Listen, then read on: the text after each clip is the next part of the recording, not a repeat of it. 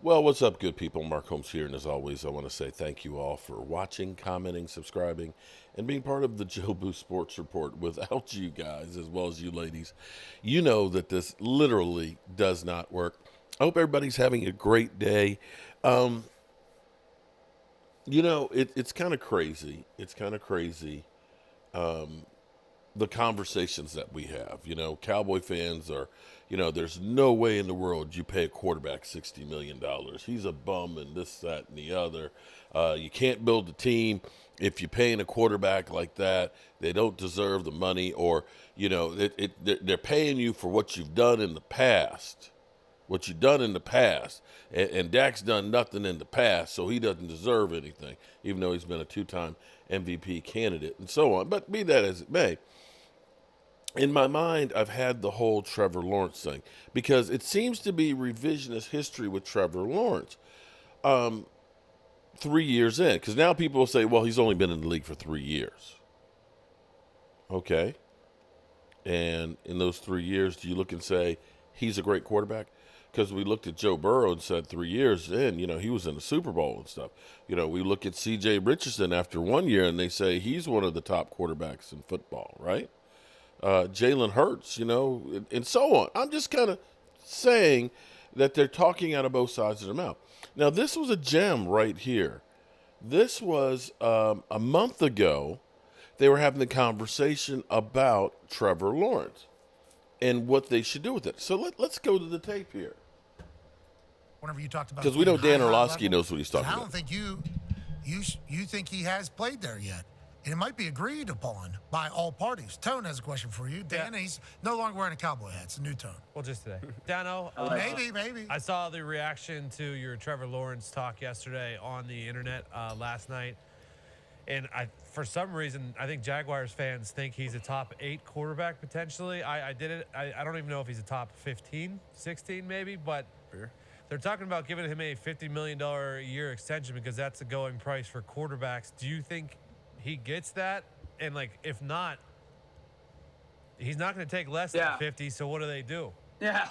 So a couple things. I do think that when we talk about quarterbacks in the NFL, I very much so believe we have to stop the top 5 conversation because we leave guys out that are unquestionably top 5 players. We just have too many good ones. So okay. I really believe that. So where do you have Trevor Lawrence? Quarterbacks, it's got to be that top 8. If you're a top 10 quarterback in the NFL, you're flat out in a elite. Your team wins because of you type of guy. At least top 8.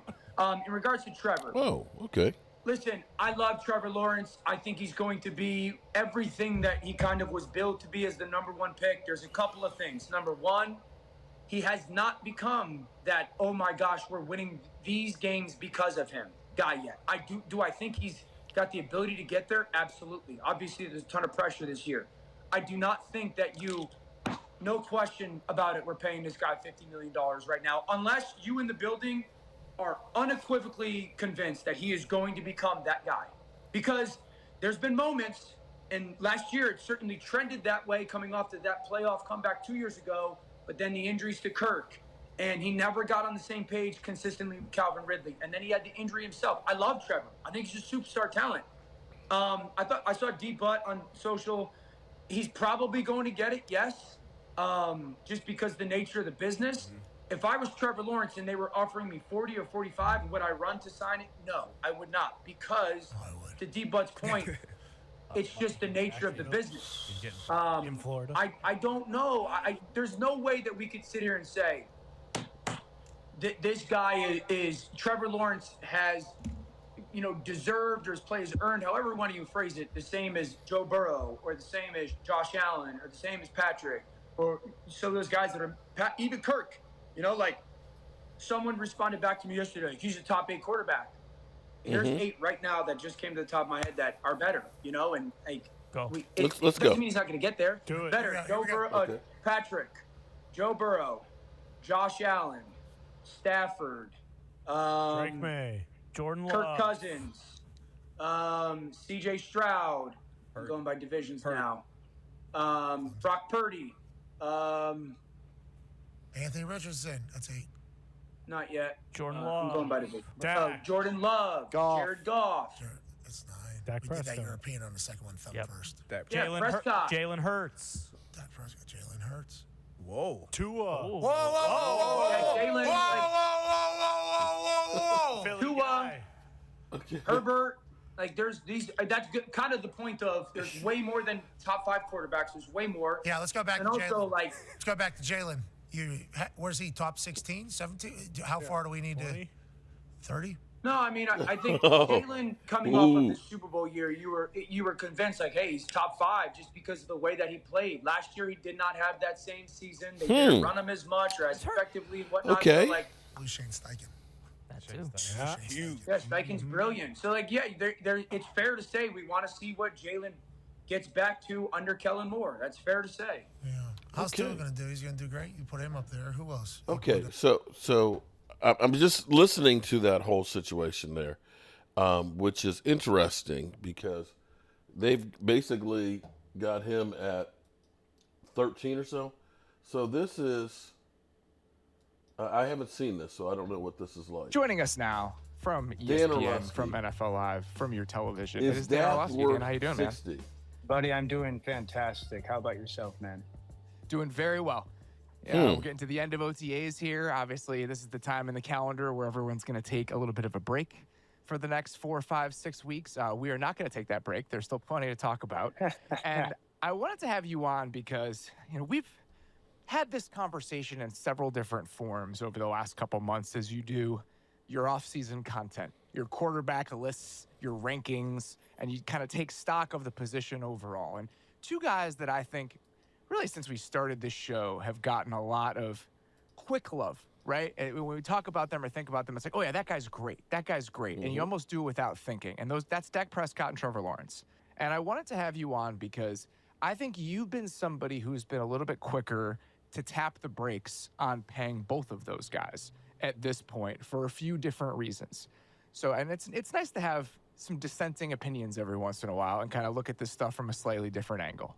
So let's start with Dak. I remember I think it was in March, post the first wave of free agency, where you said that if you were in Dallas's position, if you were Jerry Jones, if you were Will McClay, you're running that team, you would have blown the whole thing up after last season. So that indicates to me that you are maybe not in favor of giving Dak a close to top of the market extension before this season begins. Would you say that's fair?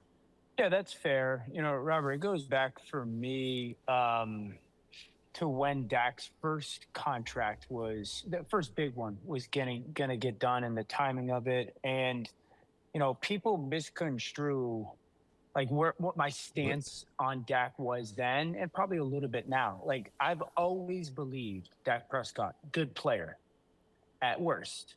And he's had moments of being really good player.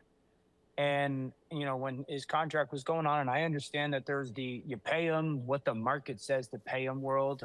I'm aware of all of that. But I was kind of, I guess, gathered or gained traction when I said you never pay. Do you feel like this is double talk? And obviously Dallas paid Dak Prescott a lot of money. And I kind of have a very similar viewpoint of where things are right now is, Dak in his last 2 years, one really good, one really bad. And he had a broken thumb. Situations. He had a broken in many thumb. ways, just dud playoff performances outside of the Tampa game. And I think you and I the Tampa game was probably one of the easier games he's ever played as a pro. So just dud playoff performances. And I think for Dallas, you have to take stock and say, okay, he's good. And we have moments of really good with a pretty darn healthy and good roster. I understand the alternative of, well, if it's not him, who? But that doesn't just mean I'm paying you $50 million. I'm curious, and you'll understand why I'm asking this. Is I'm get to the sorry. next point here. How much of a gap do you see between Dak and Kirk Cousins? I mean, not much. You try to take the players as individual pieces, which is really tough to do when you're evaluating that spot because it is so dependent on who and what, who you're with and what you're doing. I would claim that Kirk has probably in Minnesota been in better in more favorable situations in You both think of with those Justin questions. Jefferson and Diggs? He's probably had better people around him. You think? Specifically Justin, although CD's very good, but and then the scheme of the offense. So, I don't think that they're all that different players. Uh, th- uh, Both those guys are relatively this. I don't want to say the same person, but very similar to me. I think we can kind of hem and haw about where the gaps are between them. I would say that especially last year, Dak is making more plays out of structure. He's able to do a little bit more stuff when the play breaks down. He's able to operate outside of the pocket a little bit more. I think that some of the stuff protection-wise that Dak does before the snap, just because they give him the freedom to do it, he has more autonomy than somebody like Kirk has at the line of scrimmage. But those are marginal things that we're talking about. The reason that I ask that is because, and also Kirk is I think 4 years older, so those are kind of the differences to me. The reason I ask is because the Vikings kind of did this. Right? What the Vikings have done over the last year is they looked at somebody who was between Great the point. 8th to 13th best quarterback in the league, and they said, you know what? Paying that guy, if not top of the market money, then one step down from that, that is not the path for I hadn't thought us about that. to become a championship caliber team. That amount that we're allocating to the quarterback is going to hold us back from paying our own players and from being able to build a complete enough roster around our stars like Justin Jefferson. So we're going to choose to move on from Kirk. And essentially, if Well, the Cowboys do this, if they I will say that him having a ruptured Achilles tendon also was part of that equation. stick to their guns, if they do not blink and they walk away from Dak at the end of the year, it's a similar situation. You're going to have CD at top of the market money. You're going to have Micah at top of the market money. You got a couple offensive linemen that you're going to have to pay. You paid a couple corners. And now, theoretically, you could drop a rookie quarterback contract into that, but you'd have to maneuver to get one in the same way that the Vikings did. So it's not as if this is a dissimilar situation than some of the other ones we've seen in the past and kind of these tough choices that teams have to make with this type of quarterback. In many ways, it's a organizational philosophy.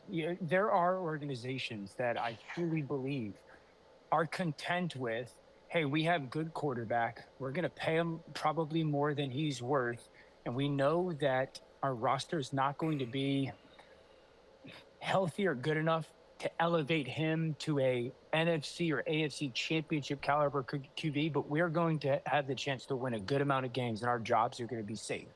And there's that organizational philosophy. If he gets hot or if we hit on a fourth round pick or something, that's when you have a chance to go on a run. All right, And then there's organizations. I'm going to leave it right there. I'm just saying that, with Trevor Lawrence, who they basically said he's outside of the 13th best quarterback situation, that, yeah, you pay that guy. With Dak, he's Kirk Cousins and move on. I don't remember Kirk Cousins ever being an MVP candidate, but hey, what do I know? I'm just a guy with a day job and a voodoo doll. And got some work I got to go do because they always tell me don't quit your day job because there's no future for you here on the YouTube. Peace out.